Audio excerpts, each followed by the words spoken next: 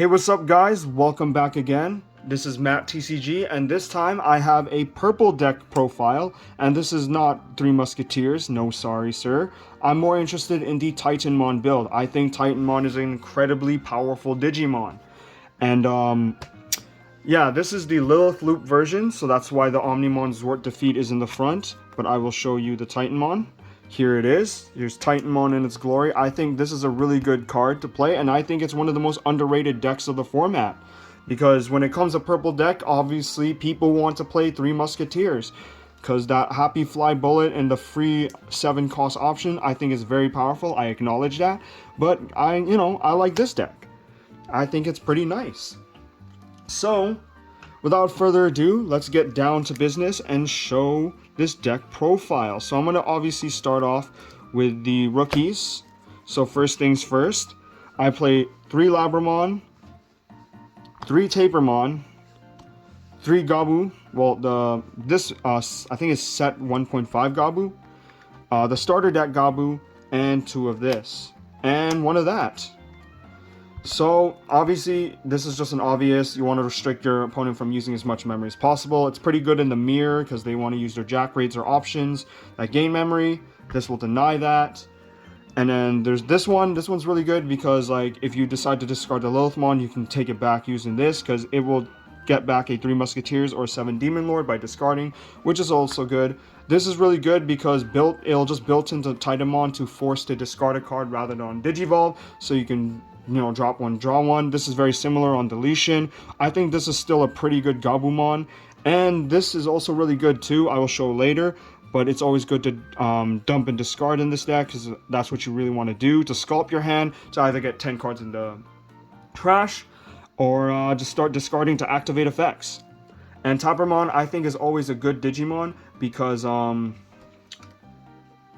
yeah, I think it's very straightforward. Like, that's what it is. Because, attack and draw, you can get a couple cheap shots in. And that's why Tappermon is really good. So let's clean this up. And let's move on to our baby, since I forgot to mention it again. But that's okay.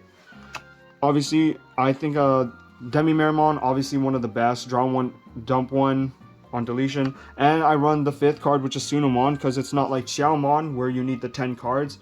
Or Yamon, where still need the 10 cards. This is still pretty good because no matter what, you're going to draw and discard, and you can just draw an extra card, which is always good. You can get resource to your hand, and that's always been good. So yeah, that's my rookies and my Digitama. So let's move on to the champions, since I think that mostly straightforward. But you can play other stuff like the Gaburimon, that's also good for the extra power. More copies of the Impmon. So to move on, let's get on to the level 4s, or the champions. I run 4 of this Ginkakumon. 4 of the Ginkakumon Promote, my bad. 1 of the Kinkakumon. And just some blockers, which is Vilemon and Devimon blockers. This is just a 1-cost blocker. It's just good for cheap evolution and turbos. I like the variety, so I like the 2 Vilemon. The 6k is kind of hard to kill at times because a lot of stuff will destroy stuff at 5k. And I could run 4 of this, but I just like to keep the 1 cost. 2 Ginkakumon promotes. The reason why I don't max out on this is because you can find it, you can sculpt it, you can discard it and stuff. It's still really good. But the reason I run the 4, this particular one, Ginkakumon, is because, like, Titamon is a 4-cost Digimon. That is a little bit costly. And we want to make it a 3-cost because obviously it'll make it cheaper. That's what this card does. And I run the 1 Kinkakumon because, like, I do like that promote where you just, like, put both of them into the promote. You can draw 1 and you can gain a memory, which is really good. And plus the level 4 where it's like, or the inheritable where you trash 1 card and destroy level 3 Digimon. I think that's still pretty good because, like, obviously Agu and Gabumon, you want to get rid of their Agumons and Gabumons so you don't see a warp Digivolve, like, real quickly. So I still think that's pretty good. And, activating this effect is really good as well. So yeah, that's all for the level 4s. And again, I like this guy at 4 just because it'll just help with making Titamon a 3-cost level 6 or Mega. And then let's go move on to the level 5s. I throw in 3 Skull Greymon, 3 War Growlmon, and 2 Lady Devimon. This guy's really good for the fact that, especially with the Labramon, because his effect is if it's discarded, you can put it under a Digimon and put Retaliation, which is actually one of the best effects. This guy is always good just for the fact that, like, obviously there's a Digiburst 3 to help your, grave or trash bin to go up to 10.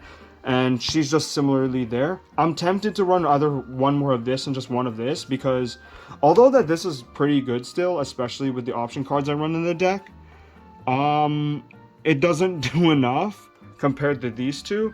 But overall, I like this kind of setup. I might change it later in the future if I decide to do the Chaos Gallantmon, Titamon Sigma grind set. So, yeah, this is what I'm getting pretty comfortable right now. But you mainly want this. This one's the best one because, one, it could reborn, but mainly because of its inheritable, where you kill a Digimon and unsuspend and stand again. It pairs really well with the Titanmon, and obviously, as I shown before, the Omnimon, so you get that double attack, which is really, really good. So let's clean this up, and we're going to move on to the level 6s. And with the Megas, I run the 4 Titanmon, and I run the 3 Lilithmon. The king and queen of the deck. This is so good. She was his